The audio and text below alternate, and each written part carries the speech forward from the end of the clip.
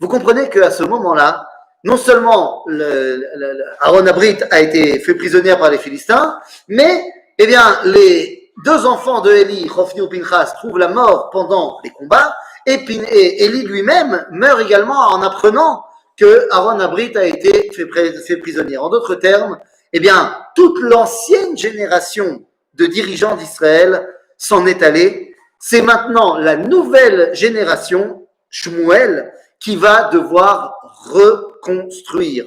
Et c'est de cela que nous allons parler. Shmuel est le point de départ de ce qui va être l'époque du premier temple.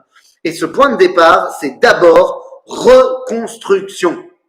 Reconstruction, et tout d'abord, eh bien, Shmuel va se balader dans le pays tout entier en prenant sur lui les quatre, je dis bien quatre, mosdot, institutions qui sont censées être des institutions du peuple d'Israël. En quoi ça les intéresse le Aaron pour les Philistins? Très bonne question. Eh bien, il faut bien comprendre qu'à l'époque, la Emouna dans le divin est quelque chose de complet et de partout présent. Pour les peuples environnants, Aaron Abrit est tout à fait assimilé avec la force du Dieu d'Israël. En d'autres termes, pour eux, faire prisonnier Aaron Brit Hashem, eh bien, c'est tout simplement avoir la main mise sur le Dieu d'Israël. C'est un symbole absolument incroyable. Et donc, j'ai dit, Shmuel va devoir tout simplement reconstruire les quatre institutions qui forment les institutions juives, à savoir Mishkan, Melech, Shofet, Kohen, Navi. Normalement, il y a la séparation des pouvoirs. Le roi n'est pas le juge, qui n'est pas le Kohen, qui n'est pas le prophète. Mais dans un premier temps, Shmuel va réunir en lui les quatre institutions. Il faut tout reconstruire, Mea Yesod. Et effectivement, c'est exactement ce qui se passe.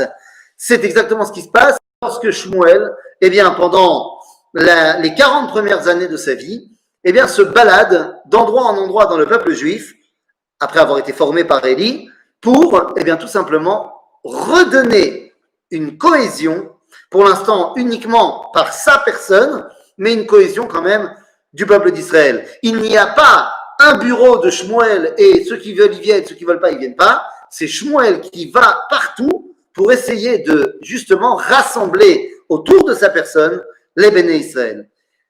À ce moment-là, eh bien, les Béné Israël, comme je l'ai dit, sont attaqués de toutes parts à l'extérieur, que ce soit eh bien, les Philistins qu'on a dit, mais également un ennemi de longue date qui s'appelle Amalek, qui nous attaque sans cesse.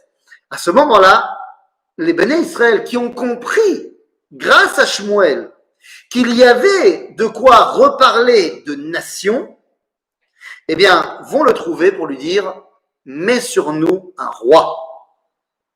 Et effectivement, ça va être le début de la dimension de royauté dans le peuple juif. Et oui, jusqu'à présent, même si Yehoshua avait les pouvoirs d'un roi, même si Moshe avait le statut d'un roi, la royauté d'Israël en terre d'Israël ne va commencer que maintenant.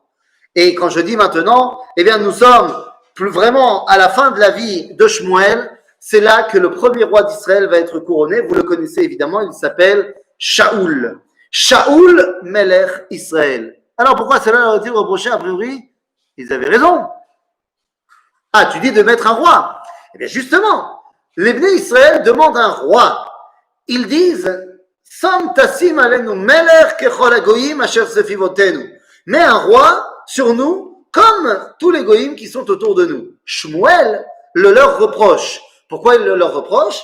Parce que à ce moment-là, la question est de savoir quel est le point de référence. Est-ce que le point de référence, c'est hagoyim asher sefivotenu, c'est-à-dire, eh bien, on regarde ce qui se passe dans les nations autour de nous. Si on est content, eh bien, on veut faire la même chose. Ou alors, notre point de référence, c'est qu'on met un roi parce que Dieu nous a demandé de mettre un roi. Je vous rappelle que dans la paracha de Shoftim, eh bien, la Torah nous dit déjà qu'il faut mettre un roi en Eretz Israël. Donc, le problème n'est pas de mettre un roi. Le problème, il est que notre point de départ pour la volonté d'une royauté, c'est comme les autres. Et ça, Shmuel, il n'est pas d'accord. Dieu lui répond, mais ne t'inquiète pas. Mitor shelo lishma, ba lishma. Et donc, la royauté commence avec Shaoul. Pourquoi Shaoul? Shaoul vient de la tribu de Binyamin. c'est fondamental que le premier roi d'Israël vienne de la tribu de Binyamin. Et ce, pourquoi? Eh bien, on pourrait ramener ici le Midrash, qui nous explique que Binyamin est le seul qui est Eretz Israéli, qui est né en Israël, qui ne s'est pas prosterné devant Esav. Mais parce qu'il est surtout celui qu'on a failli détruire.